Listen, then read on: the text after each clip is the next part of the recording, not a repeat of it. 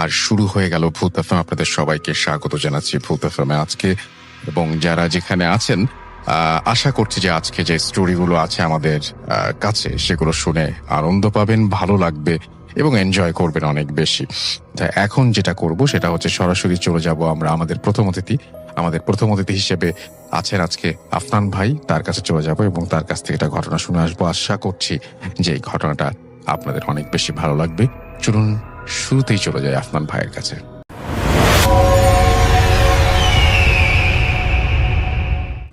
প্রিয় লিসেনার্স, আজকের এই এপিসোডে আমরা একটি ঘটনা নিয়ে হাজির হয়েছি। আর এই ঘটনাটি আমাদেরকে যিনি পাঠিয়েছেন ওনার নাম রাকিব হাসান রনি। ওনার বাড়ি ঢাকা জেলার সাভার উপজেলার নবীনগরের নিরিবিলি এলাকায়। উনি আমাদেরকে এর আগেও একটি ঘটনা পাঠিয়েছিলেন। সেই ঘটনাটি আমরা আমাদের থার্সডে নাইটের 180তম এপিসোডে প্রচার করেছিলাম। সেখানে একটি ঘটনা ছিল, যে ঘটনায় কাশু দাদা নামে একজন ব্যক্তি ছিলেন। উনি কুড়িগ্রামের চিলমারি এলাকার অতি সাধারণ একজন মানুষ ছিলেন, যিনি রাতেরবেলা মাছ ধরতেন। যখন যে কাজ পেতেন সেটাই করতেন, তবে রাতেরবেলা মাছ ধরা ওনার একটা নেশা ছিল।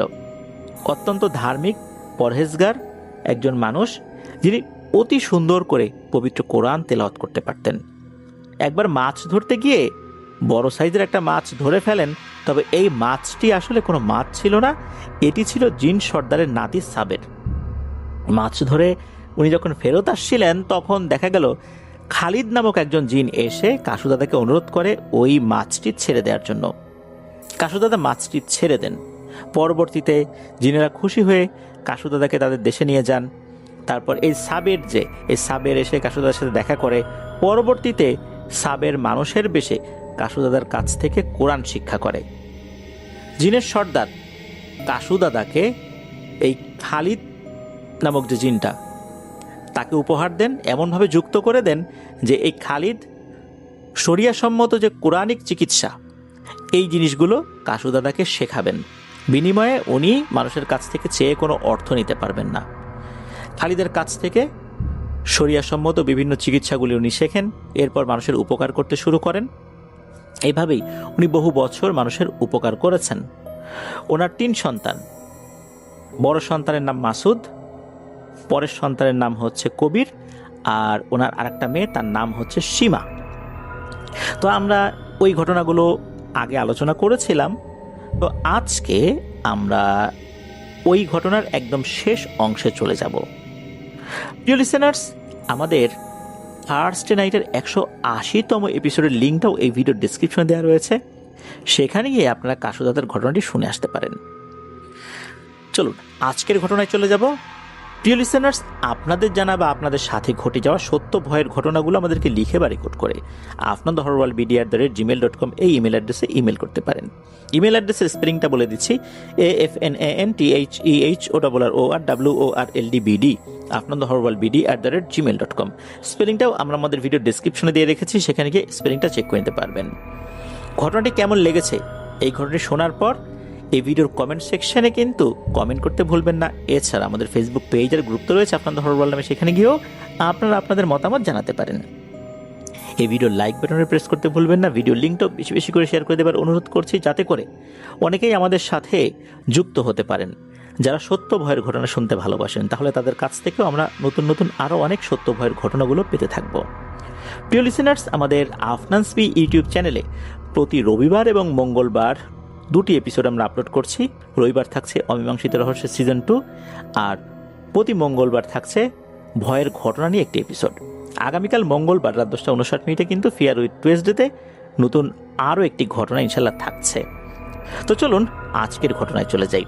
এই যে কাশুদাদা সম্পর্কে তো আগের এপিসোডে আমরা যা আলোচনা করেছিলাম সে সম্পর্কে অতি সংক্ষেপে বলেছি। তো 1999 সালে কাশুদাদা কিন্তু তখন অনেক অসুস্থ হয়ে পড়েন। জিন খালিদ অনেক চেষ্টা করেছেন তার সুস্থতার জন্য কোনো উপায় বের করা যায় কিনা, কিন্তু কাশুদাদা খালিদকে বললেন, চেষ্টা করে লাভ নেই খালিদ, আল্লাহ আমাকে যতটুকু হায়াত দিয়েছেন তার বেশি কি আমি বাঁচতে পারবো? পৃথিবীর সমস্ত মানুষ, জিন, ফেরেশতা মিলেও যদি চেষ্টা করে, আমি কি বাঁচতে পারবো যদি আল্লাহ না চান? আর আল্লাহ যদি আমাকে বাঁচাতে চান, তাহলে সবাই মিলেও যদি মারার চেষ্টা করে তাহলে কি মারতে পারবে? নিশ্চয়ই না। আমার মনে হচ্ছে আল্লাহ তাআলার ডাক চলে এসেছে, আল্লাহ তাআলার সঙ্গে দিদার লাভের মুহূর্তটা খুবই নিকটে চলে এসেছে। আমার সময় খুব কম। কাসুদাদের মুখে এই কথা শোনার পর জিন খালিদ মনটা খারাপ করে ফেললেন। গম্ভীরভাবে বললেন, আমার মনে হয় এখনই আপনার ছেলে মেয়েদেরকে তাদের হক বুঝিয়ে দেওয়াটা উচিত হবে, আর পরবর্তী দিক নির্দেশনাগুলো কি হবে সেগুলো আপনি তাদেরকে বলে দিয়েন।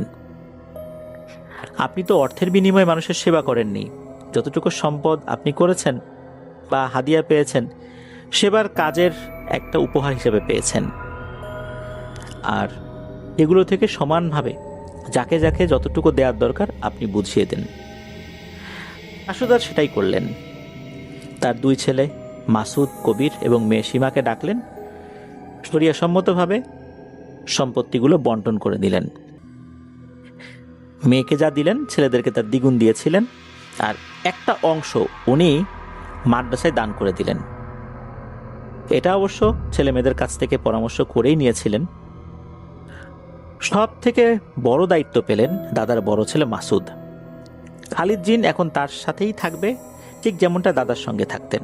দাদা সকল নিয়মকানুন, আদেশ নিষেধ মাসুদ কাকাকে বুঝিয়ে দিয়ে বলেন যে কিছুদিন পর হয়তোবা ওনার আর পৃথিবীতে থাকা হবে না, সুতরাং সেই অনুযায়ী তারাও যেন প্রস্তুত নিতে থাকে বা প্রস্তুতি থাকে তাদের মানসিকভাবে।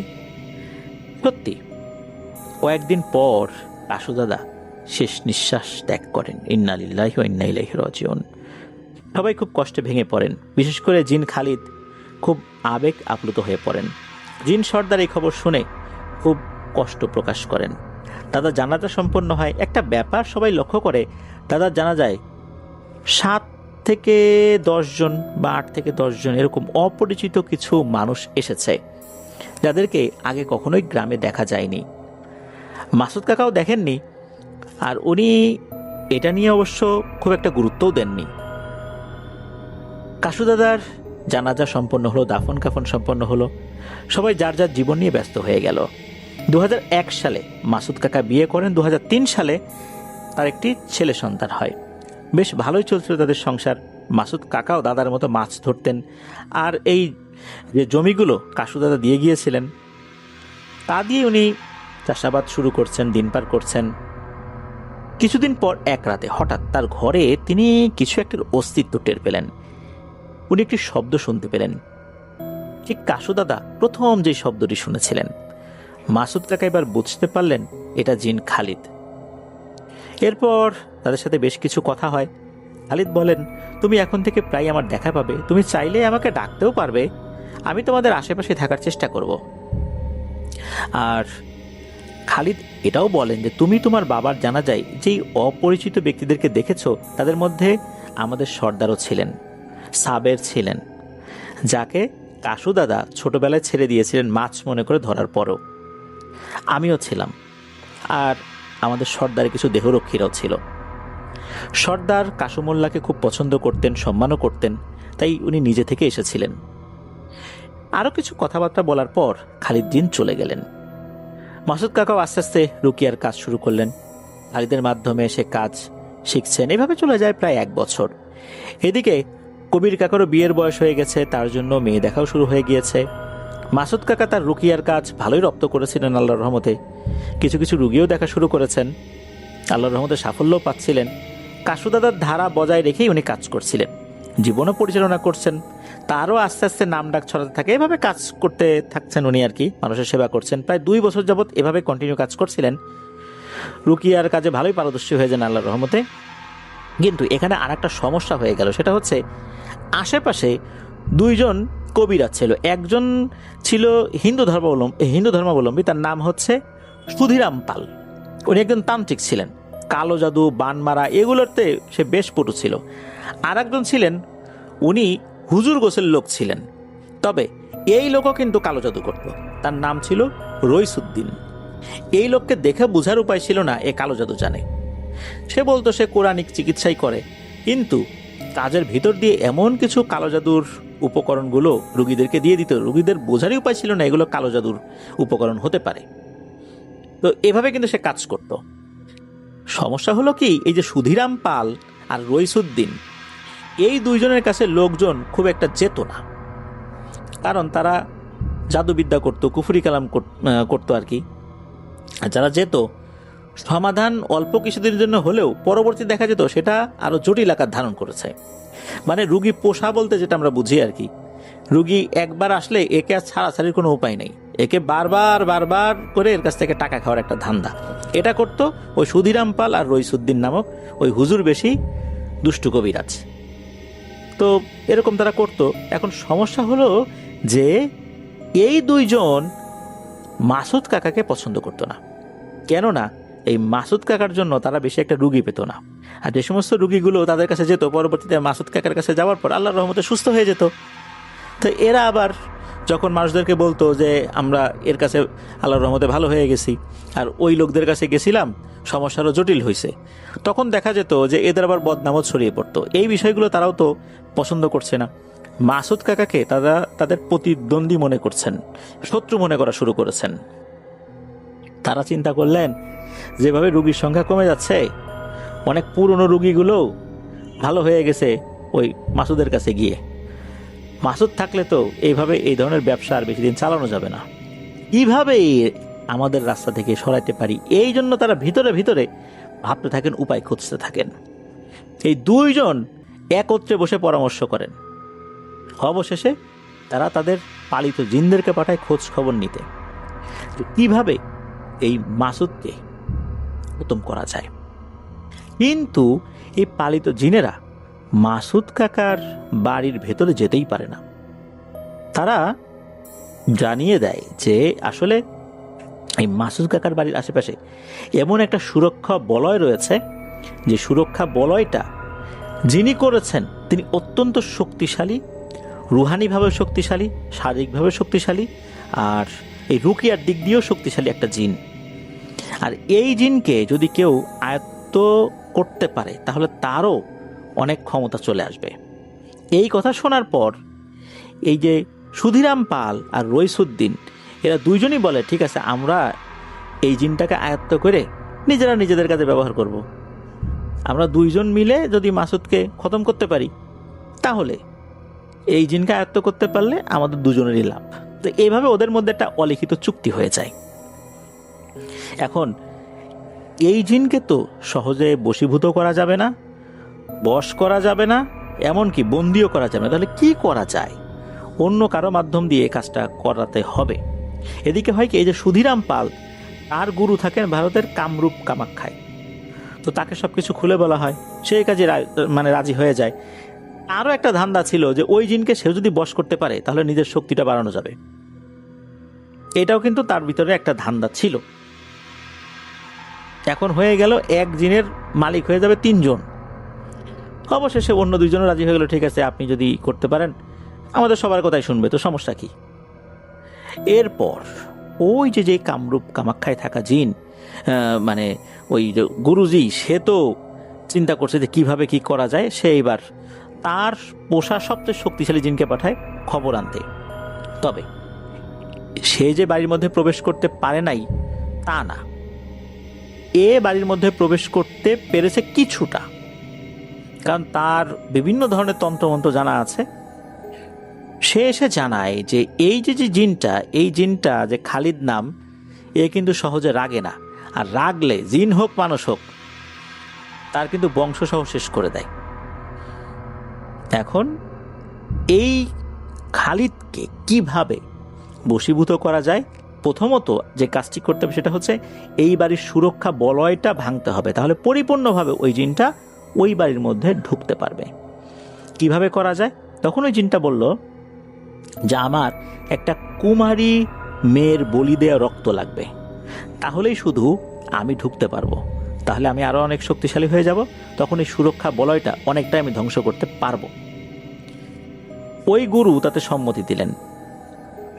তখন সে ধান্দায় থাকলেন কখন এরকম একটা কুমারী মেয়েকে পাওয়া যায় বলি দেবার জন্য। সে অপেক্ষায় আছে। একদিন রাতে জিন খালিদের আগমন ঘটে।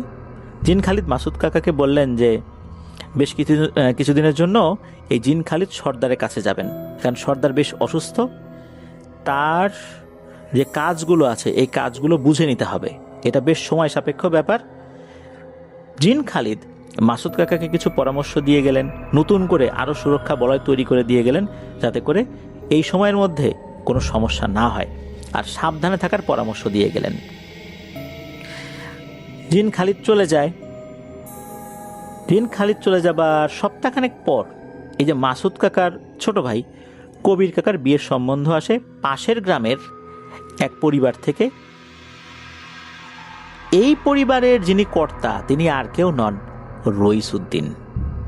সে কিন্তু হুজুর, কিন্তু রইসুদ্দিন যে এরকম কালো জাদু করতো এটা কিন্তু এই মাসুদ কাকা ওভাবে ভালো করে জানতেন না, কবির কাকাও জানতেন না। জানতেন উনি একজন নামাজি ব্যক্তি, মানুষের উপকার করে, এই এর বাইরে কিছু না। এখন মাসুদ কাকার স্ত্রী মেয়েকে দেখতে যান, তারপরে কবির কাকা দেখতে গিয়েছেন, পছন্দ হয়ে যায়। তখন কি হয় যে তাদেরকে কিছু খাবার খেতে দেয়, এই খাবারগুলো তারা খুশি মনে খান, যেহেতু বিয়ের কথাবার্তা বলতে গেছেন সেই বাড়ি থেকে খাবার দিলে তো খেতেই হবে, তাই না? ওনারা খেয়েছেন। খাওয়ার পর দেখা গেল যে এই যে মাসুদ কাকার স্ত্রী উনি চিন্তা করলেন যে আরে আমার হাজবেন্ড আসতে পারে নাই, তার জন্য একটু নিয়ে যাই। এদিকে এই জিনিসটা কিন্তু তারা আগেই বুঝতে পেরেছিলেন, বিশেষ করে যে রইসুদ্দিনের বাড়ির লোকজন। তারা কি করেছেন, ওই ফিরনি বা পায়াসের একটা বাটি আগে থেকেই রেডি করে রেখেছিলেন, মাসুদ কাকার স্ত্রীর হাতে ধরিয়ে দেন এবং বলেন যে উনি তো আসতে পারে নাই, উনি আসলে খুব ভালো হতো, আপনি এটা নিয়ে তাকে খাইয়ে দিয়েন। এরপর তো ওনারা চলে আসছেন, আসার পর মাসুদ কাকাকে ওইটা দিয়েছেন। মাসুদ কাকাও খুশি মনেই খেয়েছেন, এটা নিয়ে আসলে কোনো ধরনের কোনো চিন্তাই তার মাথায় আসেনি। অল্প কিছুদিনের মধ্যে কবির কাকার সাথে বিয়ে হয়ে গেল ওই মেয়ের, ওই রইসুদ্দিনের মেয়ের। তার স্ত্রী অর্থাৎ এই যে কবির কাকার স্ত্রী যেদিন বাসায় প্রবেশ করেছেন সেদিন থেকে সবাই বুঝতে পারলেন যে বাসার আবহাওয়া বাতাস কেমন যেন গুমোট হতে থাকছে। এভাবেই গেল বেশ কিছুদিন। ওইদিকে ওই তান্ত্রিকদের গুরু আর ওই যে কবিরাজ তারা কিন্তু একটা কুমারী মেয়েকে যে বলি দেওয়া হয়েছে এই জিনিসটা নিশ্চিত হয়ে গেলেন, কারণ ওই তান্ত্রিকদের গুরু কোনো না কোনোভাবে ভারত থেকে একটা মেয়েকে ম্যানেজ করতে পেরেছিলেন। মেয়েকে বলতে কোনোখান থেকে ধরে নিয়ে আসা হয়েছিল, কীভাবে বলি দিয়েছেন এটা বিস্তারিতভাবে জানা যায় না, তবে বলি দেওয়া হয়েছিল। এতে করে হয় কি, ওই গুরুর যিনি পিশাচ এ আরও শক্তিশালী হয়ে যায়। এবার সে লেগে পড়ে খালিদের অনুপস্থিতিতে এই পরিবারকে শেষ করার জন্য। কবির কাকার সংসার কিন্তু শুরুর দিকে বেশ ভালোই চলছিল। এদিকে মাসুদ কাকা কেন যেন একটু একটু করে অসুস্থ হতে থাকেন, মাঝে মাঝে সুস্থ আবার অসুস্থ, আগের মতো রুগীও আসে না, আর উনি কাজ করলেও ওই কাজগুলোতে সমাধান হচ্ছে না। এভাবেই পিছিয়ে পড়তে থাকে মাসুদ কাকা। সবাই বলেন বাবার মতো তো আর হয় নাই, হবেই বা কিভাবে, বাবা তো বাবাই, বাবার যেই আধ্যাত্মিক ক্ষমতা ছিল ছেলেটা পায় নাই, অনেকে এটা বলতেছে এই কারণে কাজ হচ্ছে না। এদিকে খালিদেরও খোঁজ খবর নেই, কোনো বিষয়ে সমাধানও জানা যাচ্ছে না, কারণ ডাকা নিষেধ ছিল ওই সময়, কারণ সেখানে গোত্রের বিভিন্ন গুরুত্বপূর্ণ বিষয়গুলো সমাধানের জন্যই মূলত খালিদ গিয়েছিলেন এবং বেশ কিছু বিষয় তাকে বুঝে নিতে হবে এই জন্য গিয়েছিলেন। এদিকে ওই সময় বৃদ্ধা দাদি উনি কিন্তু অনেক অসুস্থ ছিলেন, মানে কাসুদাদার স্ত্রী, উনিও মারা যান। আর এরপর থেকে কিছু ঘটনার সূত্রপাত হয়। মাসুদ কাকা কিছু অবয়ব দেখতেন যারা শুধু তাকে ভয় দেখাতেন। উনি এই ভয় পাওয়ার পর প্রায় পাগলের মতো হয়ে যেতেন, পাগলের মতো প্রলাপ বকতে থাকতেন। উনি বলতেন আমাকে নিয়ে যাবে, তোমরা কেউ ঠেকাতে পারবা না, ওরা আমাকে নিয়ে যাবেই। এই সমস্যাটা আরো বেশি হতো যখন কবির কাকার স্ত্রী মাসুদ কাকার আশপাশ দিয়ে যেতেন তখন। এইদিকে মাসুদ কাকার স্ত্রী আর ছেলে তারাও অসুস্থ হতে থাকেন, কিন্তু কবির কাকার কোনো সমস্যা নেই, আর তার স্ত্রী ওইদিকে পরিপূর্ণভাবে সুস্থ, তারও কোনো সমস্যা নেই। আর তান্ত্রিকদের ব্যবসা, বিশেষ করে কবির কাকার স্ত্রী, তার বাবা অর্থাৎ কবির কাকার যে শ্বশুর রইসুদ্দিন আর হচ্ছে ওই তান্ত্রিক সুধীরাম পাল, এদের ব্যবসা কিন্তু খুব রমরমা, এরা এখন রোগী পাচ্ছে, তাদের পরিকল্পনা অনেকটাই সফল হয়ে গেছে। কিছুদিনের মধ্যে এই যে মাসুদ কাকার যে বোন সীমা, তার বিয়ে হয়ে যায়, সে চলে যায় শ্বশুর বাড়ি। মাসুদ কাকার এই জরাজীর্ণ অবস্থা যেটা চলছিল, এইভাবেই কিন্তু কয়েক বছর পার হয়ে যায়। 2019 সালে বা এরকম একটা সময় আর কি, হঠাৎ করে দেখা যায় মাসুদ কাকাকে বাড়িতে পাওয়া যাচ্ছে না। অনেক খোঁজাখুঁজি করার পর দেখা যায় যে একটা কাঁঠাল গাছে গলায় ফাঁস দিয়ে আত্মহত্যা করেছে। তার জিহ্বাটাও অনেকখানি বের হয়ে আছে। এটা দেখে অনেকে আটকে ওঠে, এটা কিভাবে সম্ভব? যেই মানুষটা শরিয়াসম্মতভাবে রুকিয়া করতেন, এত নামাজি মানুষ ছিলেন, তার বাবা এতটা ভালো মানুষ ছিলেন, এই লোক কি কারণে আত্মহত্যা করলো? সবাই বললেন তার মধ্যে তো কিছু পাগলামি স্বভাব দেখা দিয়েছিল, আর তাছাড়া সে জিনের ট্রিটমেন্ট করতেন, এই কারণেই হয়তোবা জিনেরাও মেরে ফেলতে পারে। এক একজন এক এক রকম ভাবে বলছিলেন। কিন্তু এরকম একজন ভালো মানুষের এইরকম অপমৃত্যু, এটা কিন্তু মানুষের মধ্যে মিশ্র প্রতিক্রিয়া সৃষ্টি করে। অনেকে অনেকভাবে কথা বলছিলেন, কেউ কটু কথাও বলছিলেন। তো এভাবে কিন্তু মাসুদ কাকা পৃথিবী থেকে বিদায় নেন, কিন্তু তার মৃত্যুর আসল রহস্য তখনও কেউ বুঝতে পারেনি বা জানতেও পারেনি। যাই হোক, এই যে মাসুদ কাকার মৃত্যুর পর এই দায় দায়িত্বটা আসার কথা হচ্ছে কবির কাকার কাছে, কিন্তু কবির কাকা কিন্তু অতি সাধারণ জীবনযাপন করতেন। তার এই সমস্ত কবিরাজি বিষয় বা রুকিয়া সংক্রান্ত বিষয়ে কোনো আগ্রহ ছিল না। কাসুদাদার সময় থেকে উনি গুরুত্ব দিতেন না এগুলা। এমনিতেও তার মধ্যে এগুলা নিয়ে তেমন কোনো আগ্রহ দেখা যেহেতু যেত না, এই জন্য কাসুদাদাও তাকে এই বিষয়গুলোতে জড়ান নাই আসলে। তো দেখা গেল যে এই মাসুদ কাকার মৃত্যুর মাসখানেক পর একটা খবর পাওয়া গেল যে মাসুদ কাকাদের 2-3 গ্রাম পর একটা গ্রামে 3 জন লোক একসঙ্গে একটি কাঁঠাল গাছে গলায় ফাঁস দিয়ে ঝুলে আছে, আর তাদের নিচে একটা বিড়ালও মরে পড়ে আছে, যার পেটে নাড়িভুড়ি কিছুই নেই, মানে পেট চিরে নাড়িভুড়িগুলো বের করে ফেলা হয়েছে।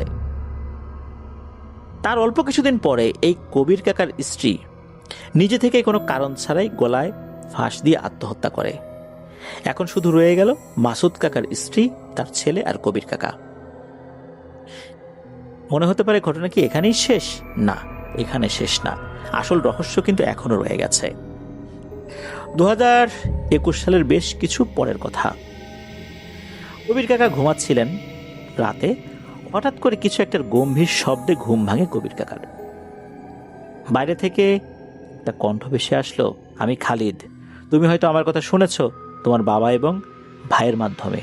আজকে আমি তোমাকে কিছু কথা জানাতে চাই। আমার মনে হয় কথাগুলো তোমার জানা উচিত। এই বেশ কিছু বছরে অনেক ঘটনাই তোমরা দেখেছো, কিন্তু কিছুই বুঝতে পারো এই ঘটনাটা আসলে কি, সেটা বলার জন্য আমি এসেছি। আমি যেদিন বিদায় নিলাম তোমার ভাইয়ের কাছ থেকে, তার কিছুদিন পরই তোমার বিয়ের জন্য মেয়ে দেখতে যাও একটা বাড়িতে। ওইখানে তোমরা যাওয়ার সাথে সাথে তোমাদের উপর একটা কঠিন মায়া বলয় তৈরি করা হয়। এই বলয়টা এমন কিছু ঘৃণ্য জাদু আর পিশাচের মাধ্যমে দেওয়া হয়েছিল যা আমি ভেদ করতে পারছিলাম না। তারপর আমি কিছুটা সফল হই এটা ভাঙতে, কিন্তু তারপর দেখা গেল তোমাদের রক্তে এমন কিছু নাপাক জিনিস মিশে গেছে যা আমি চাইলেও আর সেটা নষ্ট করতে পারছিলাম না, আর আমি তোমাদেরকে দেখা দিতেও পারছিলাম না। তারপরও আমি আমার বন্ধু জিনদের মাধ্যমে খোঁজখবর নেওয়ার চেষ্টা করি যে ঘটনাটা কি। তুমি যেই নারীকে বিয়ে করেছিলে সে কোনো হুজুরের মেয়ে নয়, সে এক কবিরাজের মেয়ে, রইসুদ্দিন কবিরাজ, যে হুজুরের বেশ ধরে থাকতো, মানুষকে দেখাতো নামাজ কালাম পরে, আসলে সে ছিল একজন জাদুকর। সে এমনভাবে বিভিন্ন তদবির দিত, মানুষকে বলতো এটা কোরআনী চিকিৎসা, কিন্তু আসলে সেগুলো ছিল জাদু।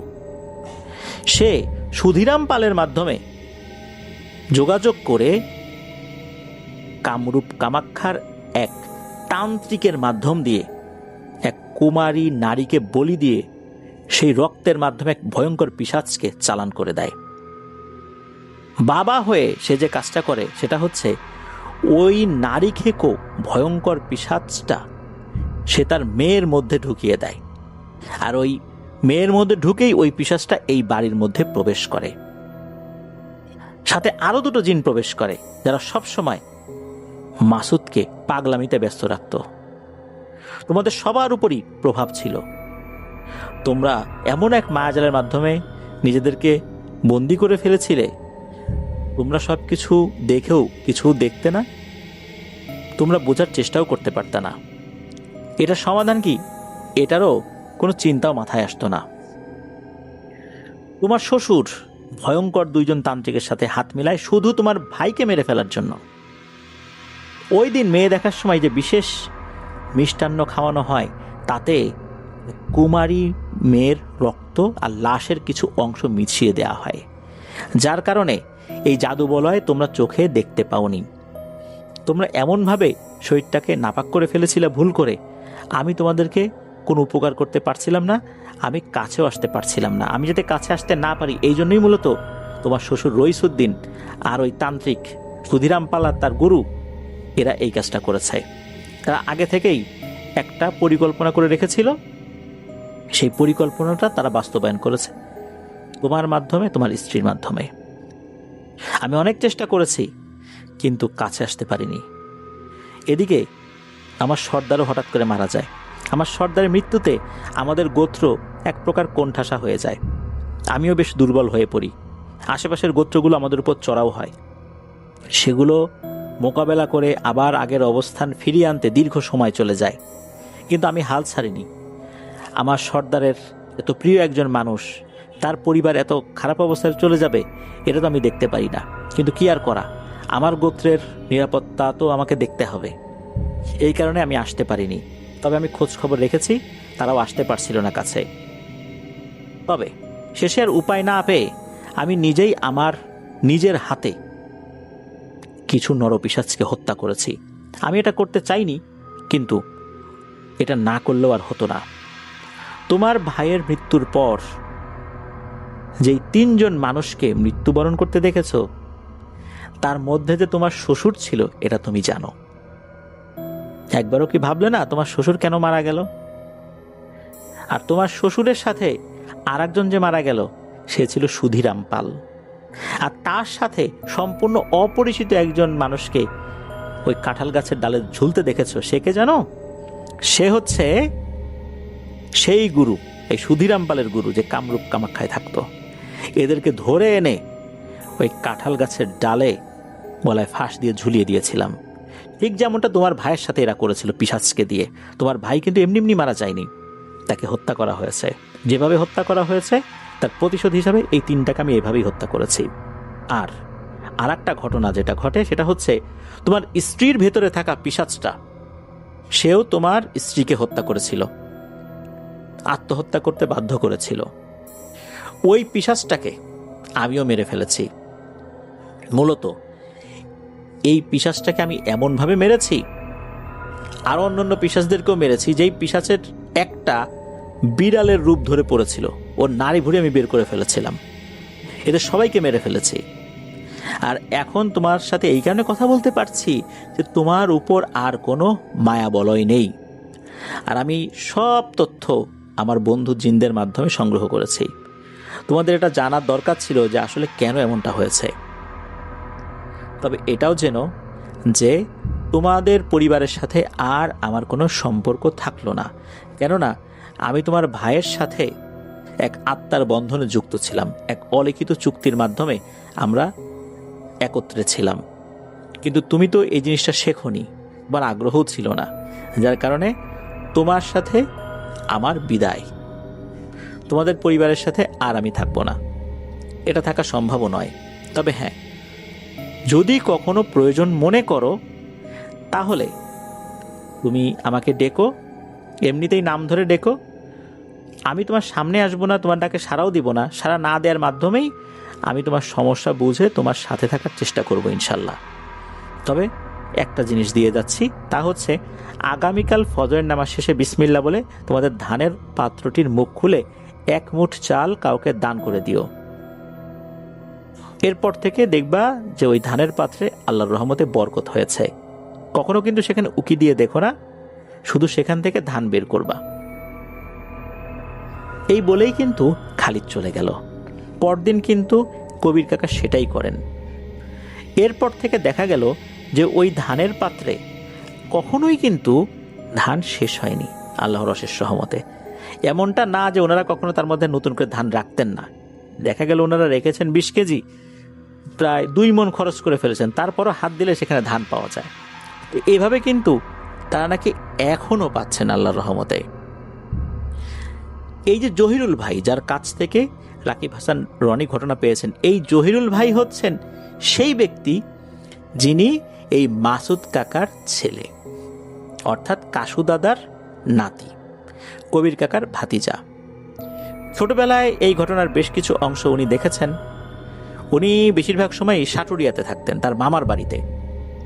তার উপরও জাদুর বলয় বেশ ভালোই ছিল, কিন্তু আল্লাহর রহমতে দূরে থাকার কারণে খুব একটা বেশি কিছু তার হয়নি।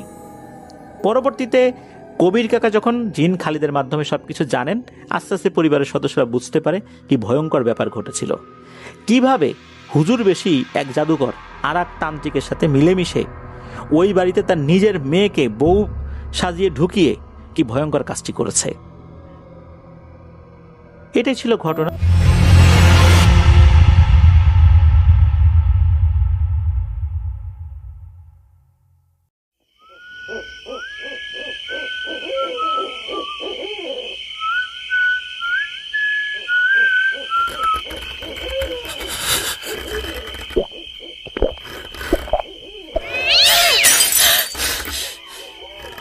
আজ আবার শুনতে পাচ্ছেন শব্দটা? আমার আয়নার ভিতরে রোজ এভাবেই আসে।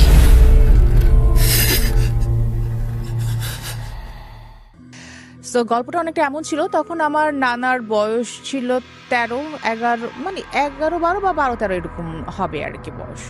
তো ঠিক আছে, খুব ভালো কথা।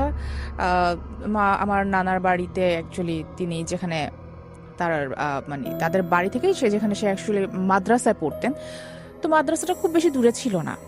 আর ওই সময় যেটা ছিল, আমার বড় বাবা মানে হচ্ছে নানার বাবা যিনি ছিলেন, উনি নানাকে একমাত্র ছেলে হওয়াতে মাদ্রাসায় থেকে পড়াশোনা করাননি। ওখানে হচ্ছে প্রতিদিন সকালে স্কুলের মতো সকালবেলা হলে ভোরে ফজরের সময় চলে যেত নানা মাদ্রাসায়, আবার হচ্ছে এশার পরে চলে আসতো বাসায়, আর শুক্রবারটা ছুটি থাকতো। তো এইভাবে আসা যাওয়ার উপরেই নানার পড়াশোনা কমপ্লিট হয়েছে। তো একটা সময় গিয়ে যেটা হয়, মাদ্রাসায় ছোটবেলা থেকে পড়ছেন, অনেক বন্ধু বান্ধব থাকে তাদের। তো ওই বছর নানাদের মাদ্রাসায় একটা ছেলে আসে, মানে ভাঙতি বছর যেটাকে আমরা বলি, একদম বছরের। তখন আমাকে যেটা নানা বললেন যে অনেক আগে শুনেছি তো, তারপর হয়তো বা গল্প একটু এদিক সেদিক হয়ে যেতে পারে, ডেটগুলো বিশেষ করে বা মাসগুলো। মেবি হচ্ছে জুলাই বা অগাস্টের দিকেই হবে, বা জুন জুলাইয়ের দিকে মাদ্রাসায় একটা ছেলেকে ভর্তি করানো হয়। তো ঠিক আছে, ভালো কথা, মাদ্রাসায় ভর্তি হবে ছেলেটা, ঠিক আছে। তো ছেলেটা ভর্তি হয়। মানে হয় না যে একটা নতুন স্টুডেন্ট ক্লাসে আসলো, কোথায় থাকে, বাবাকে মাকে, কোন গ্রামের, এই বিষয়গুলো তো সবারই মানে একটু কিউরিয়াসিটি থাকেই জানার। তো সেটা নানার ক্ষেত্রেও ছিল। আর তখনকার সময় হচ্ছে, এখন যেমন গ্রাম অনেক বেশি অ্যাডভান্স, গ্রামে বাড়িঘরের পরিমাণও বেড়েছে, তখন তো অনেক কম ছিল, খুবই কম ছিল। একটা বাড়ি থেকে আরেকটা বাড়ির ডিস্টেন্স অনেক থাকতো। আর অবশ্যই ইলেকট্রিসিটি ছিল না। ইলেকট্রিসিটি না থাকার কারণে দেখা যেত সন্ধ্যার পর বলতে গেলে একটু অন্ধকারই থাকতো, শুধুমাত্র হাট বাজারগুলো ছাড়া। তো ছেলেটা অন্যান্য সব বাচ্চা থেকে ডিফারেন্ট ছিল। একটু ডিফারেন্ট বলতে, ও দেখতে নাকি খুব সুন্দর ছিল, যেটা আমার নানার ভাষ্য মতে, যে খুবই সুন্দর, কেমন যেন একটা নুরানি চেহারা, নানা বলতো আমাদেরকে এভাবে। তো এবং সেই সাথে ছেলেটা ওদের থেকে বয়সে একটু বড় ছিল, মানে যেটা বলে যে হয়তো বা 15 বা 16 বছর বয়স ছিল ছেলেটার বয়স। ছেলেটার নাম ছিল আফজাল। ওরা এতটুকুই জানতো, মানে হয় না যে পুরো নাম কি ভাই, তোমার নাম কি আফজাল ভুইয়া নাকি আফজাল হোসেন চৌধুরী, কিছু না কিছু তো একটা, কিন্তু না, ছেলেটার নাম ছিল আফজাল, শুধু আফজালই বলতো। তো হুজুরদেরকে যখন জিজ্ঞেস করা হয়েছে যে ছেলেটা আসলে কার, কোন বাড়ির ছেলে, তখন হুজুররা যেটা বলে যে মানে আমার নানার বাবা, বড় বাবা আসলে খোঁজ নেয়, এত সুন্দর একটা ছেলে, কয়েকদিন যাবত দেখছি মাদ্রাসায় থাকছে, পড়াশোনা করছে, কে। তো তখন হুজুরা যেটা বলে যে ওর নাকি বাবা মা নেই, ওকে হচ্ছে অমুক গ্রামের একজন হুজুর এসে দিয়ে গেছে। কারণ কি, তখন যেটা বলা হচ্ছিল যে ওই সময়টাতে কোনো একটা কারণে নদী ভাঙা ছিল, নদী ভাঙার গ্রাম ছিল এটা। তো নদীর ভাঙনের কারণে ওই ওই ছেলেটা যে মসজিদে থাকতো, বাবা যে মাদ্রাসায় থাকতো, ওই মাদ্রাসাটা ভেঙে যায়। তো মাদ্রাসার কিছু স্টুডেন্ট এমন থাকে যারা এতিম বাচ্চা ছিল, যাদের বাবা মা ছিলেন না। তো তাদেরকে হুজুররা তখন বিভিন্ন আশেপাশে বিভিন্ন গ্রামে বা বিভিন্ন মাদ্রাসায় তখন দাখিলা করায় বা ভর্তি করায় দেয়। তো সেই সূত্রে এই ছেলেটা এখানে আসে। তো ঠিক আছে, শেষ। এর উপরে তার কিছু হতে পারে না, বাবা মা নাই, এখন আর কি বলার আছে। দিন যাচ্ছে, ওর সাথেও মানে ওই আফজাল ছেলেটার সাথে সবার সখ্যতা বাড়ছে, ভালো সবকিছু সুন্দর নর্মাল যাচ্ছে। এরকম করেই বছরটা কেটে গেল।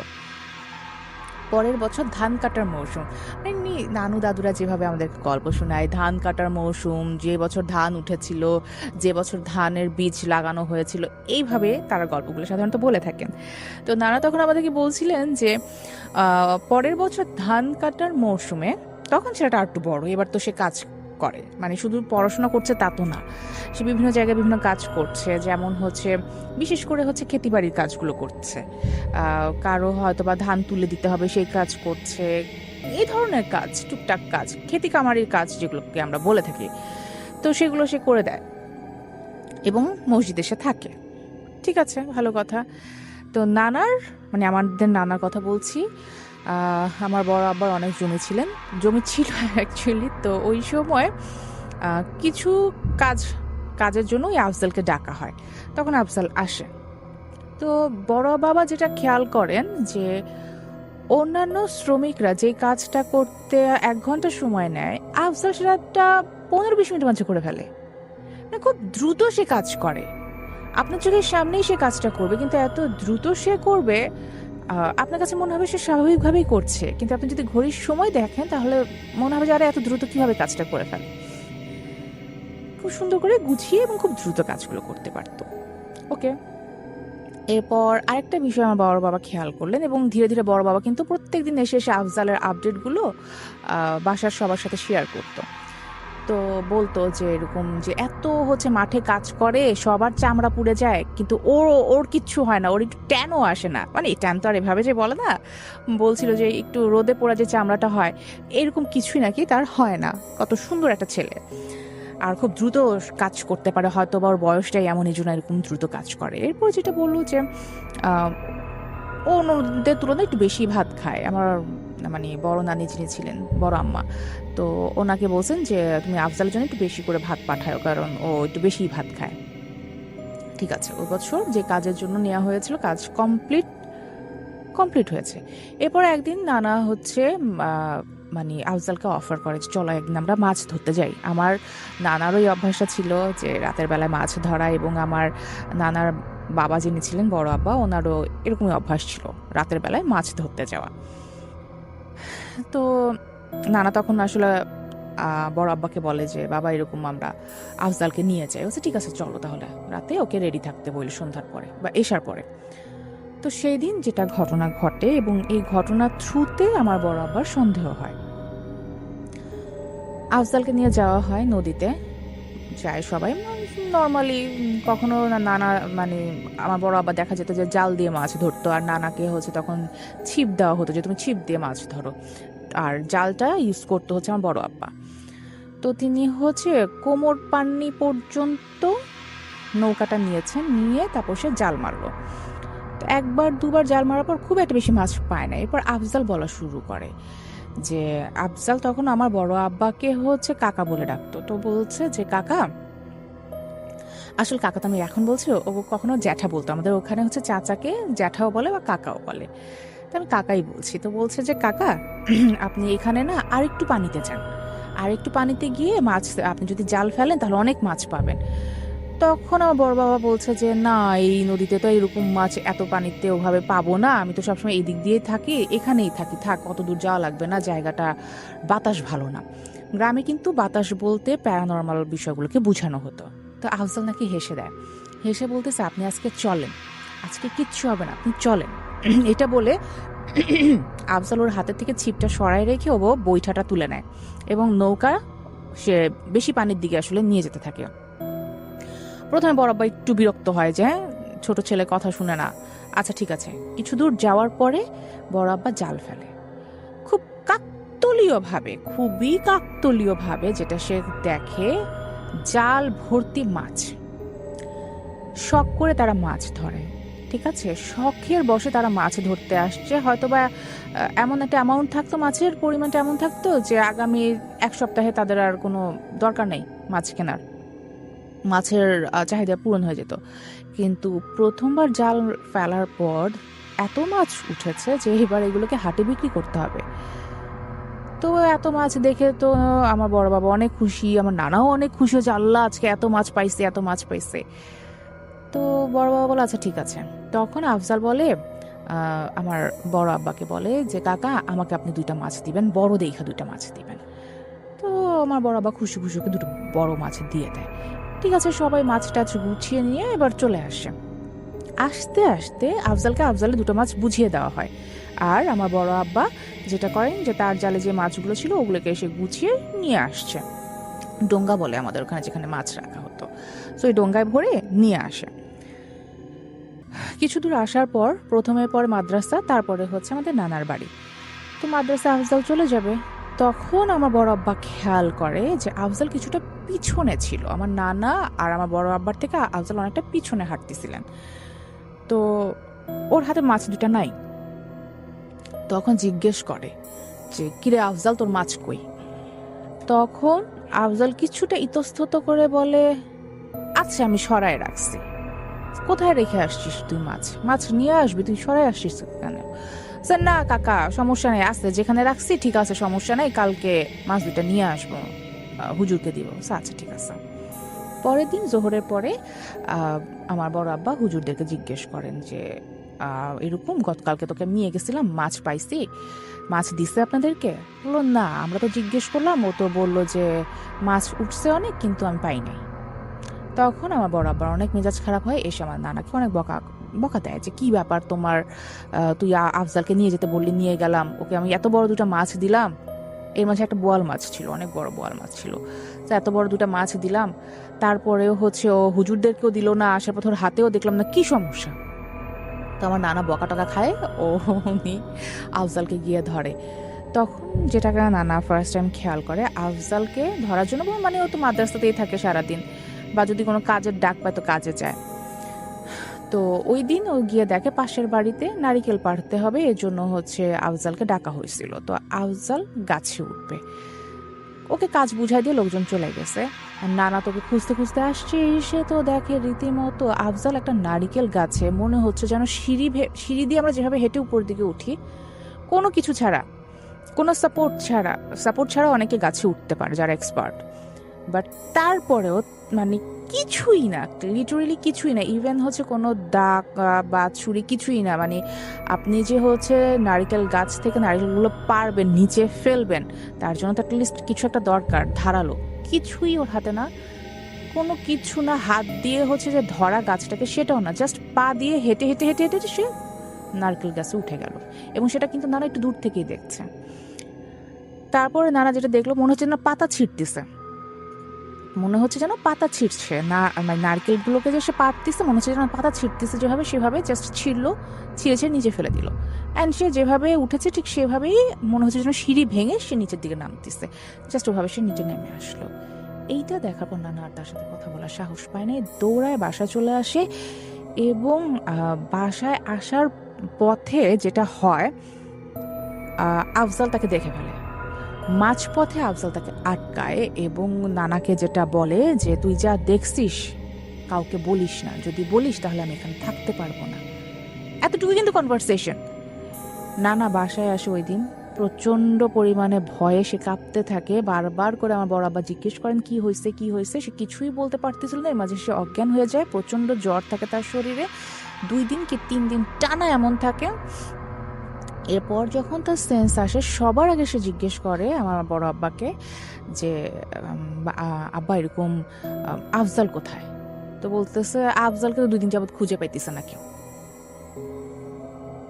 ওই টাইমে যেটা রিভিল হয় যে মানে নানা তখন হচ্ছে আমার বড় আব্বাকে সব কথা বলে যে এরকম ঘটনা। তখন বড় আব্বাও হিসাবটা মিলাইলো যে না, এখানে কিছু না কিছু একটা ঝামেলা আছে।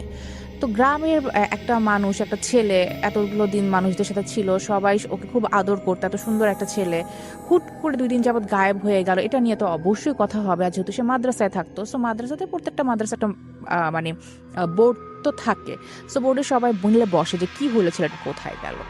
ফাইনালি ওইখানে আসলে রিভিল হয় যেই লোকটা ওকে নিয়ে আসে হুজুরদের কাছে, ওনাকে ডাকানো হয়। তো উনি আসেন এবং উনি খুব হাসতে হাসতে নর্মালি আসেন, এসে উনি সবার আগে বলে যে আচ্ছা আফজাল কি কারো ক্ষতি করেছে? বলেন না, ও তো কারো ক্ষতি করে না, আমি তো ক্ষতির জন্য বলি নাই, আমরা জিজ্ঞেস করছি। আচ্ছা ঠিক আছে আমি বলছি। বিশেষ তখন বলে যে অ্যাকচুয়ালি নাকি আফজাল একজন জিন, এবং এটা সত্যি থাকে যে যে মাদ্রাসায় আফজাল ছিল ওই মাদ্রাসাটা আসলে ভেঙে যায়, নদী ভাঙার কারণে এটা ভেঙে যায়, নদীর পাড়ে ছিল তাই। আহ, ওই মাদ্রাসাতে নাকি এমন অনেক জিনের সন্তানরা পড়াশোনা করতো, জিনরা আসতো, জিনের সন্তানরাও পড়াশোনা করতো, মানুষদের সাথে মিলেমিশে তারা থাকতো। তার মাঝে এই আফজাল একজন। কোনো একটা কারণবশত একটা সার্টেন টাইমের জন্য আফজালের বাবা মা ওকে নিতে পারছিল না, তো এ কারণে ওই মাদ্রাসা থেকে ওকে এই মাদ্রাসায় নিয়ে আসা হয়। এবং ঝামেলা যেটা, যখনই আসলে ওরা রিভিল হয়ে যায় তখনই ওই জায়গাগুলো ওরা চেঞ্জ করে ফেলে, যেহেতু আফজাল বুঝে গিয়েছিল যে আমার নানা আসলে মানে এই ঘটনাগুলো শেয়ার করে ফেলে, খুবই ছোট ছোট ঘটনা, বাট তারপরেও যখন সে বুঝেছে যে না সে একটা রিভিল হতে যাচ্ছে, তো সে ইনস্ট্যান্ট ওই জায়গাটা ছেড়ে চলে যায়। পর থেকেও কখন আসলে আফজালকে দেখে নাই। তো তখন আমাদের নানা বলে, অনেক বড় হয়ে নানাকে একবার জিজ্ঞেস করেছিলাম, না আসলে কি ঘটনা সত্যি, জিনরা কি আসলে এভাবেই থাকে? হ্যাঁ, এমন অনেক ঘটনাই আসলে আমাদের চারপাশে ঘটে, এমন অনেক মানুষ আসলে আমাদের চারপাশে আছে, আমরা তো মনে করছি সে আমাদেরই একজন, কিন্তু আদতে কি সে আমাদের একজন? এই ছিল আমার প্রথম ঘটনা।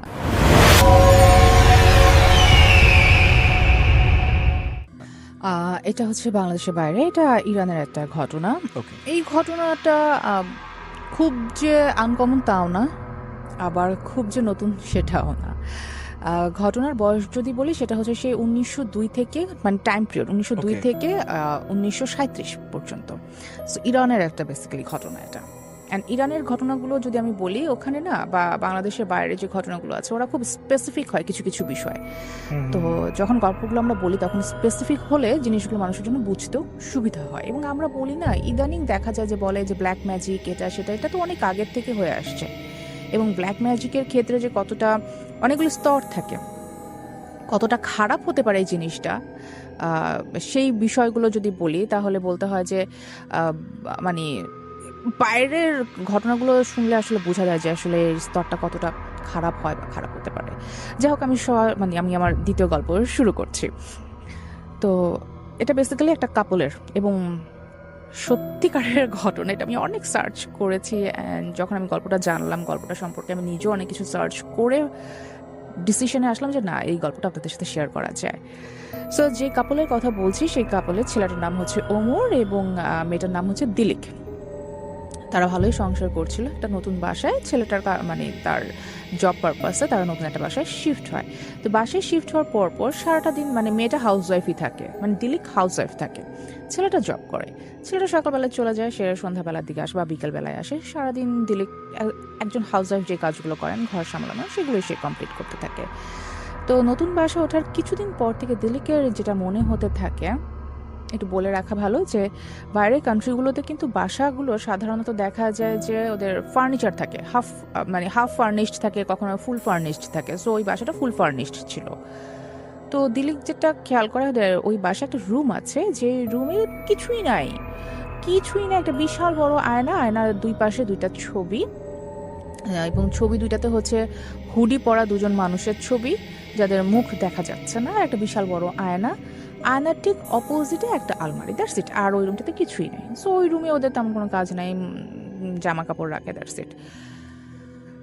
তো ওই বাসায় ওঠার কিছুদিন পরে দিলিকের মনে হতে থাকে যে কেউ একজন হয়তো আছে, মানে হয় না আমাদের সিক্সথ সেন্স কাজ করে না, যে বাসায় একা আছেন না, আপনি একা থাকলে এক ধরনের অনুভূতি, কেউ আছে আপনার সাথে তাহলে অন্য ধরনের অনুভূতি। ওর কাছে মাঝে মাঝে মনে হয় যে ঘাড়ের পাশে এসে কেউ নিঃশ্বাস ফেলছে, পিছন দিয়ে কেউ চলে যাচ্ছে, কিছু একটা হচ্ছে। একদিন ওমর অফিসে যায়, সকালবেলায় অফিসে যাওয়ার তার আগের দিন রাতের ঘটনা একটু বলে নেই।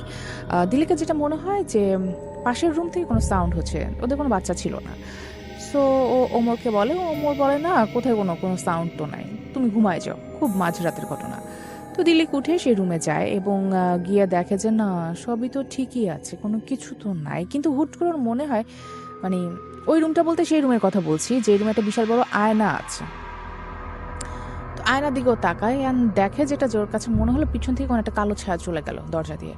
তাড়াতাড়ি ফিরে তাকায়, লাইট টাইট অন করে সব কিছু, দেখলো যে না, সবই নর্মাল। ও ভাবলো যে হয়তো বা অন্ধকার ছিল, কোনো একটা আলো ছায়াটা কোনো খেলা হবে। ও রুমে এসে ঘুমায় যায়। পরের দিন অফিসে যখন চলে যায় ওমর, তো যেটা ঘটে, দিলীপ যেটা ফিল করছিল ওর বেডরুমেই ছিল। হুট করে মনে হলো রান্নাঘরে কোনো কিছু পড়ার শব্দ হচ্ছে, কিছু পড়তেছে। দ্রুত দৌড় দিয়ে রান্নাঘরে আসে এবং এসে দেখে রান্নাঘরের সব কিছু তছনছ করে রাখা এবং ফ্লোরে হচ্ছে পায়ের ছাপ। পায়ের ছাপ বলতে মানুষের পায়ের ছাপ না, ওটা হচ্ছে কুকুরের পায়ের ছাপ। এর মাঝে দিলেকের ফ্রেন্ড আসে যার নাম হচ্ছে সিদল। সো সিদল এসে যখন দেখে কি হয়েছে, তখন দিলে খুব মানে আতঙ্কিত ছিল। ওর কথা হচ্ছে দেখো না, আমার কাছে মনে হচ্ছে আমার বাসায় কেউ একজন আছে, দেখো কি অবস্থা করে রাখছে। তো সিদলও এসে দেখে যে কুকুরের পায়ের ছাপ। ও বলে তুমি জানালা খুলে রাখছো, কুকুর আসছিল, কুকুর হয়তো এই কাজ করে দিয়ে গেছে। সো এগুলো নিয়ে ভয় পাওয়ার কিছুই নাই, খুব নর্মালি নাও বিষয়টাকে। তো সামহাও ওইটাকে ভুলে যাওয়ার চেষ্টা করে। বাট ওই দিন থেকে কিন্তু আরো বেশি ভয়ঙ্কর ঘটনা প্রত্যেকটা দিন, বিশেষ করে রাতের বেলায় ঘটতে থাকে। ওই দিনও একই সেম, রাতের বেলার কাছে মনে হয় পাশের রুম থেকে কোনো না কোনো শব্দ আসছে এবং সেটাও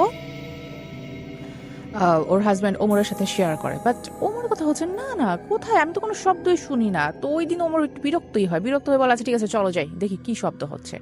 রুমে আসে, ঘুরছে ফিরছে, না কেউ কিছুই দেখতে পারতেছে না, কিছুই দেখার মতো নাই। শুধুমাত্র এটা যদি বলি একমাত্র হচ্ছে দিলেকে ফিল করতে পারতেছে, এছাড়া আর কি মানে ওমর কিছুই বুঝতেছে না। এরপর যেটা হচ্ছে, পরের দিন ওমর বাসা থেকে বের হয়ে যাচ্ছে কাজের জন্য, আর দিলেকের সাথে একের পর এক দুর্ঘটনা ঘটতে থাকে। দুর্ঘটনা বলতে ও ওয়াশরুমে যাচ্ছে, হুট করে ওকে ওয়াশরুমে লক করে রাখা। কোনো মতো ওয়াশরুম থেকে হয়তো বা বের হচ্ছে, কিছু একটা এসে হচ্ছে ওর গলায় চাপ দিয়ে ধরে রাখা, অথবা হচ্ছে ও দেখতেছে কোনো একটা জায়গায় ওর ঘরে কেউ মনে হচ্ছে যেন কান্নাকাটি করতেছে। তো ওইটাও খেয়াল করতে গিয়ে দেখে যে পর্দার পিছনে কিছু একটা আছে। পর্দাটা সরানো মাত্র খুবই ভয়ঙ্কর কিছু একটা ওর উপর ঝাঁপায় পড়ে।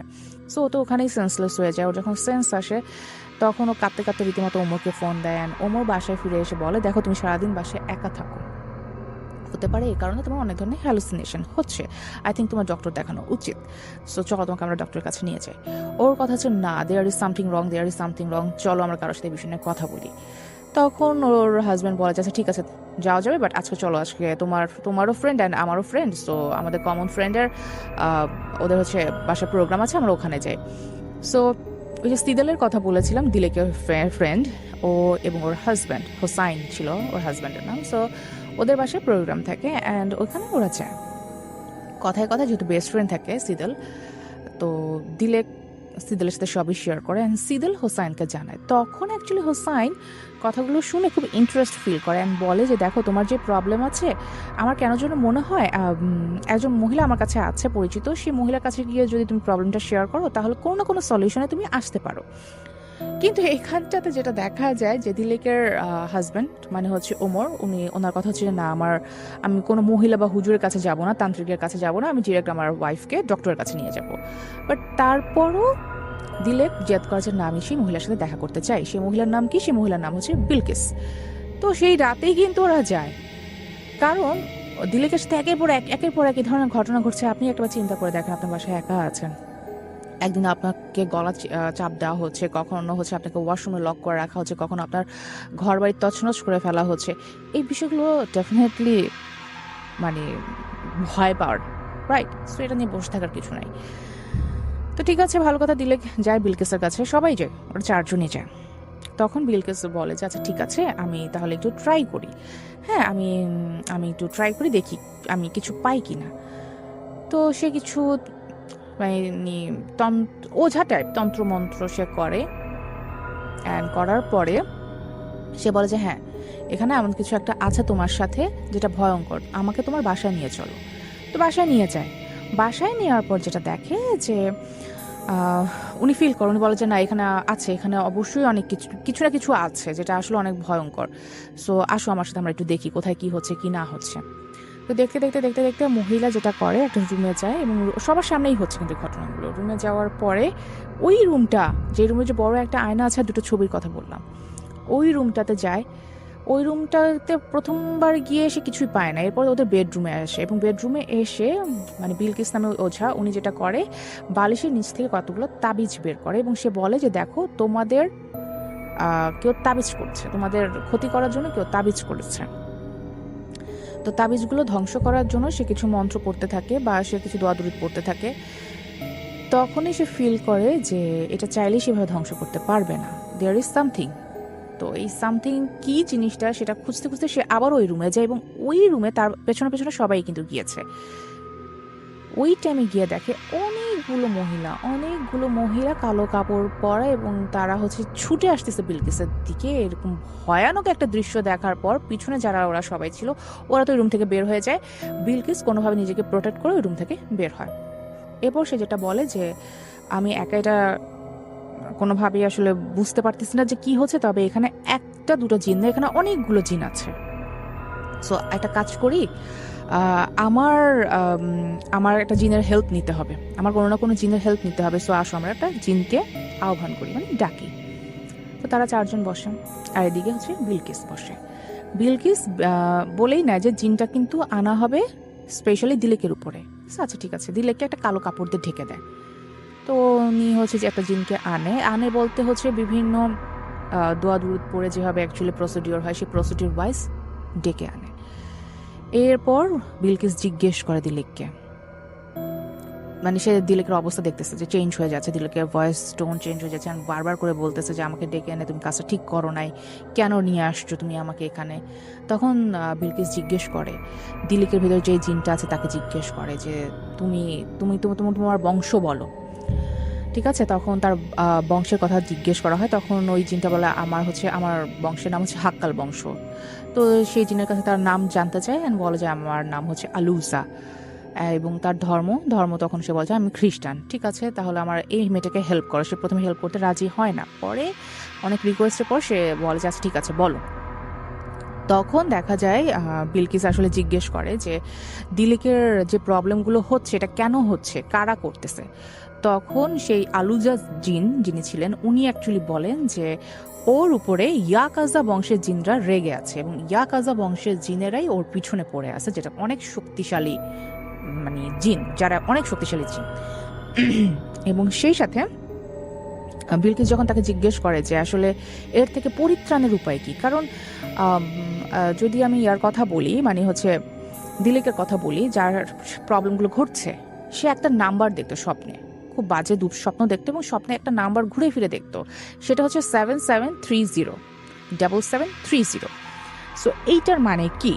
তখন যেটা বলে যে মেবি হচ্ছে এটা এমন ছিল যে ইনহক সিমিও প্রিন্সেস, এমন একটা নাম বলে সে জিনটা, আলুজা জিনটা।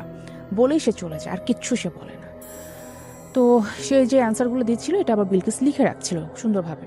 তো জিনটা চলে যাওয়ার পর তারা ওই পেপারগুলো নিয়ে বসে যে আসলে কি বললো, কিভাবে কি করতে হবে। অ্যান্ড তখন বিলকিস সবাইকে জানায় যে ইয়াকাজা বংশের জিনরা কিন্তু সহজে কাউকে ছাড়ে না, কাউকে ধরবেও না সহজে, আবার কাউকে ছাড়বেও না। এরা খুবই হিংস্র হয়, অন্ধকারেই এরা থাকে, এবং ছায়ার মতো পিছনে লেগে থাকে এরা, আর খুবই মারাত্মক হয় এরা।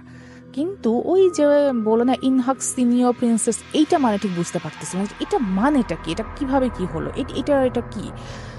তখন হুসাইন বলে মেবি এটা কোনো ল্যাটিন শব্দ, আমরা একটু দেখি এটা মানে এটা কি হতে পারে। তো ঠিক আছে, ওরা ওইটা আসলে ডিকোড করে, অ্যান্ড ডিকোড করে সেটা যেটা দেখে যে জিন রিলেটেডই ছিল, এই লাইনটা জিন রিলেটেড একটা লাইন ছিল। কিন্তু তারপরেও এই লাইনটার সাথে মানে দিলেকের প্রবলেম মানে কোনোভাবে কানেক্ট করা যাচ্ছিল না। আচ্ছা ঠিক আছে, তাও ভালো কথা। তবে ওই যে একটা নাম্বার ও স্বপ্নে দেখে, সেটা হচ্ছে 7730, এইটার একটা মানে সুরাহা ওরা করতে পারে। সেটা ছিল আমাদের কোরআন শরীফের 77, মানে ওটা যেটা বলে যে মানে 77 নাম্বার পেজ, 77 নাম্বার পেজের 30 নাম্বার আয়াত, যেটা ছিল ওই আয়াতের কথা অ্যাকচুয়ালি বলা হয়। তা আচ্ছা ঠিক আছে, খুব ভালো কথা। ওই আয়াতে কি লেখা ছিল সেটা তারা পড়লো, পড়ে তারপরে যেটা আসলে বিলকিস বললো যে দেখো তোমার যে সমস্যাটা হচ্ছে এটার সাথে কিছু একটা ঝামেলা আছে, ওই ইয়াকাজা বংশের জিনদের কোনো একটা ঝামেলা আছে, সেই ঝামেলাটাকে এবার এটা খুঁজে বের করতে হবে। তো তার জন্য কি করতে হবে, তার জন্য যেটা করতে হবে যে ইয়াকাজা বংশের জিন বেসিক্যালি হচ্ছে এই জিনদেরকে যেই গোত্রের মানুষরা সবচাইতে বেশি ডাকতো বা এই জিনদেরকে যেই গোত্রের মানুষরা সবচাইতে বেশি ইউজ করতো তাদের গ্রামে যেতে হবে। তো ঠিক আছে, ওই গ্রামে তারা গিয়ে দেখে গ্রামের শুরুতেই ঢুকেই তারা বুঝতে পারতেছিল যে এই গ্রামটাতে কেউ থাকে না, 2-1 ছাড়া। তো একজনকে জিজ্ঞেস করে যে এই গ্রামে কি কেউই থাকে না যারা আমাদেরকে ইয়াকাজা জিন সম্পর্কে বলতে পারবে? বলছে না, এই গ্রামে এরকম কেউই থাকে না, কারণ হচ্ছে এই গ্রামের মানুষরা নিজেদের কর্মেই অভিশপ্ত হয়ে মারা গেছে। 1 কি 2জনকে পাবেন, তার মধ্যে একজন হচ্ছে ইয়াসিন, যার পায়ে শেকল পরা থাকে এবং সন্ধ্যার পর ওর উপরে জিন ভর করে। ও মানুষকে, ওর কাছে মানুষ যদি যায় তাহলে মানুষের প্রবলেমগুলো সলভ করে দিতে পারে। সো ওর কাছে যাও, ও অমুক জায়গা থাকে ওই গ্রামের। তো ওরা আবার রওনা দেয়, কিন্তু এখানে আবার একটু কাহিনী আছে। এইখানে যেটা হয়, দিলিকের যে ফ্রেন্ড সিদেল থাকে, মেয়ে ফ্রেন্ডটা, ওই মেয়ে ফ্রেন্ড এবং দিলিকের হাজব্যান্ড এরা 2জন আর যায় না, এরা 2জন দিলেকের বাসাতেই রয়ে যায়। কারণ দিলেকের হাজব্যান্ডের কথা হচ্ছে সে এগুলোতে বিশ্বাস করে না, সে এই ধরনের আর কোনো কিছুতে সামনে দিলেকের সাথে যাবে না। দিলেক চলে যায় হোসাইনের সাথে, আর এদিকে পেছনে থেকে যায় হচ্ছে ওমর আর হচ্ছে সিদেল। ভালো, তারা যায় এবং ওই গ্রামে যাওয়ার পরও তাদের ইয়াসিনের সাথে দেখা হয়। ইয়াসিন নামক ছেলেটাকে তারা দেখে, মানে তার গায়ে কোনো কাপড় ছিল না, ওভাবে একটা মানে 2টা শেকল দিয়ে সে বাঁধা ছিল, কিছু একটা সে ওয়ালে লিখছে এবং তাদেরকে দিকে দেখে পিছন ফিরে এসে বলতে থাকে যে তোমরা এখান থেকে চলে যাও, আমি তোমাদের কাজ করে দিতে পারবো না। তারপর আবারও মেয়েটা রিকোয়েস্ট করে, মানে দিলেক হচ্ছে ইয়াসিনকে রিকোয়েস্ট করে যে প্লিজ আমার কাজটা একটু দেখো। তখন খুব ভালো করে ইয়াসিন মেয়েটার দিকে তাকায় এবং বলে, ও তুমি ফিরে এসেছো। এইটা বলা মাত্র দিলেক খুব অবাক হয়ে যায় যে কেন এই কথা বললো, তুমি আমাকে চেনো? তখন বলে যে হ্যাঁ, আমি তোমাকে চিনি, তোমার কারণেই আজকে আমাদের সবার এই অবস্থায়, এবং তুমি সে যাকে কেউ একজন খুঁজছে। কে খুঁজছে? তখন ও বলে যে একটা কাজ করো, আসো আমার সাথে। ইয়াসিন তখন দিলেক আর হোসাইনকে নিয়ে যায় একটা গুহার ভেতরে, যেখানে অনেকগুলো ছোট ছোট ছোট ছোট কবর রাখা ছিল। তখন ইয়াসিন বলে যে এই কবরগুলোর সাথে তোমার সম্পর্ক আছে। বারবার করে হচ্ছে দিলেক বলতে থাকে প্লিজ আমাকে একটু এক্সপ্লেইন করো কি হয়েছে, কাজ লাস্ট কিছুদিন আমার সাথে এমন কিছু ঘটনা ঘটতেছে প্যারানর্মাল, যেটা আমি নিতে পারতেছি না। তখন বলে শোনো, আজ থেকে 30 বছর আগে তোমার বাবা মা অনেক বড় লোক ছিলেন, তো তারা যেটা করেন, তোমার একটা বিরল রোগ হয় যার কারণে আসলে ডক্টররা হাল ছেড়ে দেয়, ডক্টররা বলে যে তো তোমাকে বাঁচানো পসিবল না। তখন তোমার বয়স ছিল 41 দিন। তোমার বাবা মা খোঁজ পায় এই গ্রামের, এটাকে হচ্ছে শ্যাডো ভিলেজ বলা হতো। ও তো বলে যে এই শ্যাডো ভিলেজের মানুষদের কাজ ছিল যে এই ইয়াকাজা বংশের জিনদেরকে দিয়ে মানুষকে রোগ মুক্তি করানো। এটাকে ব্যবসা হিসেবে তারা নিয়ে নিয়েছিল, কিন্তু এখানে কিছু বলি দিতে হতো, যেমন হচ্ছে সদ্য জন্ম নেয়া সন্তানকে বলি দিতে হতো ইয়াকাজা বংশের জিনদের জন্য, বা জিনদেরকে দিয়ে দিতে হতো। আর যার রোগ নিরাময় করা হবে ওই রোগটা ওই সদ্য যেই ভূমিষ্ঠ হয়েছে সন্তান তার উপরে দিয়ে, মানে তার উপর ট্রান্সফার করা হতো, অ্যান্ড দেন ওই সন্তানটাকে হচ্ছে জিনদের হাতে দিয়ে দেওয়া হতো বা মেরে ফেলা হতো। সেই বাচ্চাগুলো কবর ছিল এখানে। তো এইগুলো যতই শুনতেছে দিলেকে ততই মাথা ঘুরতেছে যে আমি কি করছি। তখন আমার বয়স মাত্র 41 দিন, আমি কিভাবে কি করলাম। আচ্ছা ঠিক আছে, তোমার জন্য যে বাচ্চাটাকে বলি দেওয়া হয়েছে তোমাকে ওই কবরটা খুঁজে বের করতে হবে। ওই বাচ্চাটাকে তুলে যদি বাচ্চাটাকে হচ্ছে আমরা ঠিকভাবে সহিভাবে কবর দেই তাহলে তোমার প্রবলেমগুলো সলভ হয়ে যাবে। তখন দিলেক বলতে থাকে যে আমি কিভাবে বুঝবো যে ওই বাচ্চার কবর কোনটা। তুমি কবরে হাত দাও তাহলেই বুঝবা, তুমি কানেক্ট করতে পারবা। তো এইভাবে অনেকগুলো কবর দেখার পর ফাইনালি ও একটা কবরে হাত দিয়েও বুঝতে পারে যে না, দেয়ার ইজ সামথিং যেটা ও নিজের সাথে কানেক্ট করতে পারতেছে। তখন ইয়াসিন বলে যে হ্যাঁ, এটাই ওই বাচ্চাটার কবর। তো কবরটা খোঁড়া হয়, বাচ্চাটার লাশটা যখন তোলা হয় তখন চারিদিকে প্রচণ্ড সাউন্ড শুরু হয়ে যায়, সব কিছু কেমন জানি স্তব্ধ খেয়ে যাচ্ছে, না কি হচ্ছে, খুব হুড়াপাড়া শুরু হয়ে যায় এবং কিছুক্ষণের মাঝে সেটা থেমেও যায়। ইয়াসিন তখন বলে ওঠে আশপাশে যত জিন ছিল তারা চলে গেছে, তোমার সমস্যাও সলভ হয়ে যাবে, সলভ হয়ে গেছে, এতটুকু বলা মাত্রই পিছন থেকে হোসাইন আসার পর যেটা করে যে ইয়াসিনের মাথায় বাড়ি দিয়ে ওকে মেরে ফেলে, ওখানে ইনস্ট্যান্ট মেরে ফেলে। এটা কোনো মুভির গল্প বলছি না, অ্যাকচুয়ালি এটা হয়েছে। সো এটা যখন ইয়াসিনকে ভাই মেরে ফেলা হয় তখন দিলীপ দেখেও বলে যেটা কি করলা তুমি, ইয়াসিন কেনই বা করতে গেলা? তখন ইয়াসিন বলে যে ফাইনালি আমি এবং আমার মা আমাদের লক্ষ্যে পৌঁছাতে পারছি, এবং এখানে যে বাধা হবে তাকে তো আমরা রাখবো না। এখানে আসে আসল ঘটনা। হোসাইন এবং ওই যে বিলকিস, বেসিক্যালি হোসাইন থাকে বিলকিসের বড় ছেলে, এবং দিলীপের জন্য যে বাচ্চাটাকে আসলে বলি দেওয়া হয়েছিল সেই বাচ্চাটা থাকে দিলীপের বোন, সদ্য ভূমিষ্ঠ হওয়া একটা বাচ্চা ছিল। এবং বিলকিস এসেও রিফিল করে যে হ্যাঁ, আমার সদ্য জন্ম নেওয়া সন্তানকে শুধুমাত্র তোমার কারণে মেরে ফেলা হয়েছিল, এবং আমি শুধুমাত্র এতগুলো বছর যাবৎ এই ব্ল্যাক ম্যাজিকের প্র্যাকটিস করছি তোমাকে ধ্বংস করার জন্য। তো দিলীপ বারবার করে বলতে থাকে এখানে আমার কি দোষ, আমি কি করেছি, আমার বাবা মা জানতো। বলছে হ্যাঁ সেটা ঠিক আছে, তবে যেটা হয় বাবা মা যদি পৃথিবীতে নাও বেঁচে থাকেন, সন্তানের কষ্টগুলো তাদেরকে স্পর্শ করে, সুতরাং তুমি যত কষ্টে থাকবে তোমার বাবা মা তত কষ্ট থাকবে, সেটা সে এখানে থাকুক বা অন্য জায়গায় থাকুক। এটা বলে ওই কবরস্থানের ওই গুহাতেই দিলীপকে তারা বন্দি করে ফেলে। এবং আরেকটা বিষয় দিলীপ বলতে থাকে যে আমার হাজব্যান্ড আমাকে খুঁজতে খুঁজতে আসবে। তখন হোসাইন যেটা বলে যে না, তোমার বাসায় যে তাবিজগুলো পাওয়া গেছিল বেসিক্যালি ওই তাবিজগুলো ছিল তোমার হাজব্যান্ডের জন্য। তোমার হাজব্যান্ড এবং আমার ওয়াইফের মাঝে একটা অবৈধ সম্পর্ক রয়েছে, এবং এখন যদি আমি ভুল করে না থাকি তাহলে তাবিজের জন্য যে জিনগুলো তোমার হাজব্যান্ডের উপরে ছিল তারা দুজনকে অলরেডি মেরে ফেলছে, সুতরাং তোমাকে বাঁচাতে আর কেউই আসবে না এখানে। এটা বলে তারা ওখান থেকে চলে যায়, দিলীপকে ওখানে রেখে ওনারা চলে যায়। ঠিক ওই মোমেন্টে আসলে দিলীপের সাথে কি হয়েছিল কেউ বলতে পারবে না, কারণ যেটা হয় কিছুদিন পর কোনো একটা অগ্নিকাণ্ডের ঘটনা, কিছুদিন বলতে হচ্ছে মাসও গড়ায় নাই, ঠিক আছে, কি মাস গড়ানোর আগেই দেখা যায় যে একটা অগ্নিকাণ্ডে সেখানে অ্যাকচুয়ালি বিলকিস এবং বিলকিসের ছেলে একসাথে মারা যায়। এবং দিলীপ তো তখনও বেঁচে ছিল ওই গুহাটাতে, তাই না, যখন তাকে আটকে রাখা হয়। তবে অন্য আর একটা জায়গা থেকে, ওই গ্রামের বাইরে অন্য একটা জায়গা থেকে পুলিশ তাকে রক্তাক্ত অবস্থায় উদ্ধার করে, এবং তাকে যখন পরিপূর্ণভাবে সুস্থ করা হয় তখনই কিন্তু সেই গল্পগুলো শেয়ার করে সবার সাথে, শুধু একটা জিনিস ছাড়া, সেটা হচ্ছে যখন তাকে গুহাতে আটকানো হয়, ওই গুহাতে আটকানো হতে শুরু করে তাকে উদ্ধার পর্যন্ত এই যে টাইম পিরিয়ডটা, এই সময়টাতে তার সাথে কি হয়েছিল, এই একটা জিনিস কখনোই দিলীপ কারোর সাথে শেয়ার করেনি। এটা ছাড়া বাকি সব কিছুই দিলীপের মুখ থেকে শোনা ছিল। এই ছিল আমার দ্বিতীয় গল্প।